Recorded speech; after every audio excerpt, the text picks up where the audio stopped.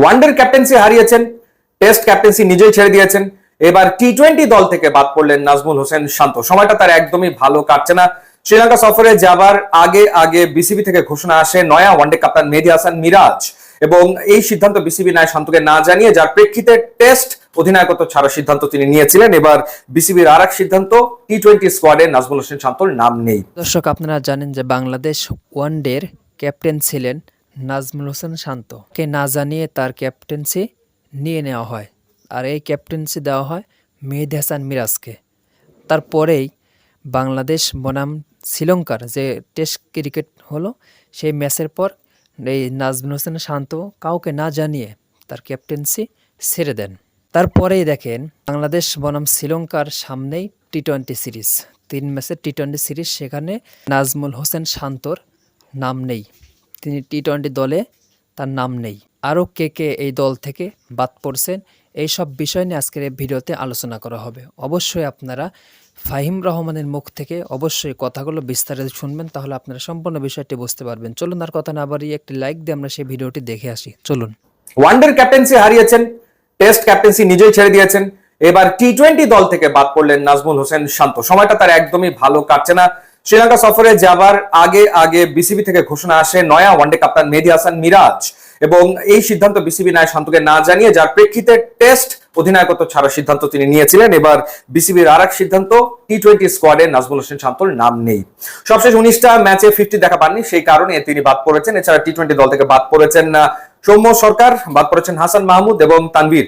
সৌম্য ঠিক কি কারণে বাদ সেটা আসলে বোধগম্য হচ্ছে না। সৌম্যর কি ইনজুরির কোনো সমস্যা আছে? যদি থেকে থাকে তাহলে তিনি কেমন করে রংপুর রাইডার্সের হয়ে গ্লোবাল সুপার লিগে খেলতে চলে গেলেন? তো সেই ব্যাখ্যাটা আমরা আসলে বিসিবির কাছ থেকে পাইনি। হাসান মাহমুদ, তানভীরকে বাদ দেওয়া হয়েছে এবং 13 মাস পর দলে জায়গা ফিরে পেয়েছেন বা ফিরে এসেছেন Mohammad Saifuddin. Pace bowling allrounder Mohammad Saifuddin 13 মাস পর আবারও দলে ফিরেছেন।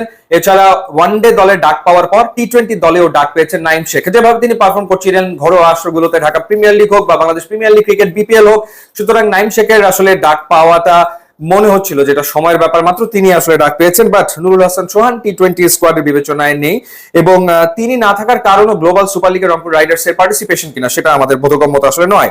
দলটা কিরকম হলো সেটা যদি আপনাদের জানাই, দলের অধিনায়ক লিটন কুমার দাস, তানজিদ হাসান তামিম, পারভেজ হোসেন ইমন, মোহাম্মদ নাইম শেখ, তাওহিদ হৃদয় রয়েছেন, জাকের আলী অনেক রয়েছেন, শামীম হোসেন পাটোয়ারি আরো একটা সুযোগ পাচ্ছেন, যদিও যে দুটো টি-20 সিরিজ তিনি খেলেছেন, একটা সংযুক্ত আরব আমিরাতের বিপক্ষে এবং আর একটা পাকিস্তানের বিপক্ষে, একটাতেও তিনি রান করতে পারেননি। তারপরেও তার উপরে আস্থা রেখেছে বিসিবি। এরপর রয়েছেন মেহেদী হাসান মিরাজ, এবং মেহেদী হাসান মিরাজকে নিয়ে নির্বাচকরা তারা আসলে আস্থাহীনতায় ভুগেছেন টি-20 ফরম্যাটে, এবং তারা এগিয়ে রাখছিলেন শেখ মেহেদীকে, এবং সেটা তারা আসলে সংবাদ সম্মেলনে বলেছেন।